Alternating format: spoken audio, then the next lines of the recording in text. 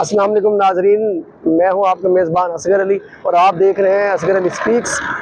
आज जो स्टोरी मैं आपके सामने लेके आया हूँ, कहानी कुछ यूँ है कि कल यहाँ पे दरियाए चनाब के किनारे एक फैमिली आई जिसके साथ 2 बच्चे भी थे। मुल्तान जहानिया से वो जो है बाइक पे आ रहे थे। जैसे ही वो यहाँ पे दरियाए चनाब के इस पुल पे आते हैं तो वो रुक जाते हैं। फैमिली ने यहाँ पे अपनी टिकटॉक वीडियो बनाने के लिए यहाँ पे फैमिली रुकती है। उनके साथ एक छोटा बच्चा होता है और एक बच्ची होती है 7-8 साल की। उनमें से फीमेल मेंबर होती है। फीमेल मेंबर जो है यहाँ पे अपनी टिकटॉक बनाने के लिए नीचे उतरती हैं और उनमें से जो 2 बच्चे होते हैं उनमें से एक बच्ची होती है बड़ी, वो भी नीचे उतरती है। जो मेल होते हैं वो बाइक के ऊपर बैठते हैं।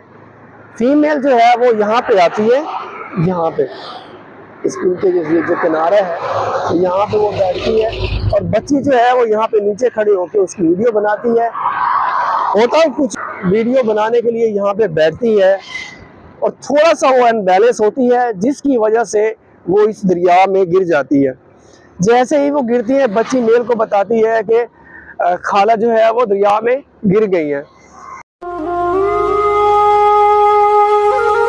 वो बच्ची अपने मेल मेंबर को बताती है कि आंटी जो है वो दरिया में गिर चुकी हैं।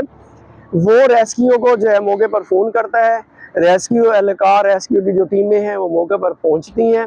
उसके बाद जो है रेस्क्यू के गोताखोर जो टीम है, जो उसके मेंबरान हैं, वो बाकायदा कार्रवाई का आगाज़ करते हैं, ऑपरेशन का आगाज़ करते हैं। वो ऑपरेशन जो है तकरीबन 10 घंटे तक जारी रहता है। 10 घंटे के बाद एक कामयाब ऑपरेशन करके उस लाश को निकालते हैं। तो मेरी आज की ये स्टोरी बताने का मकसद सिर्फ ये है कि एक छोटी सी टिकटॉक की वीडियो या अपना एक शौक पूरा करने के लिए आप अपनी जान की बाजी ना लगाएं। आप ये देख सकते हैं, ये जो है एक उन्होंने पुल का एक साइड का बनाया हुआ है। ये इतना सारा फासला है, आप यहाँ पे भी खड़े होके दरिया का जो अगर आपने देखना है देख सकते हैं। ज़रा अपनी ज़िंदगी को प्यारा समझे।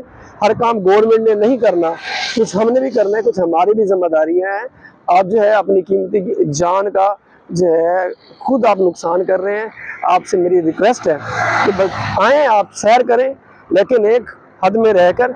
ऐसा ना हो कि आपके छोटे से गलती की वजह से आपकी जान। स्टोरी थी वो ये थी कि आप अपनी जान को जो है अजीज रखें, अपने छोटे से शौक की खातिर अपनी जान को दांव पर ना लगाएं।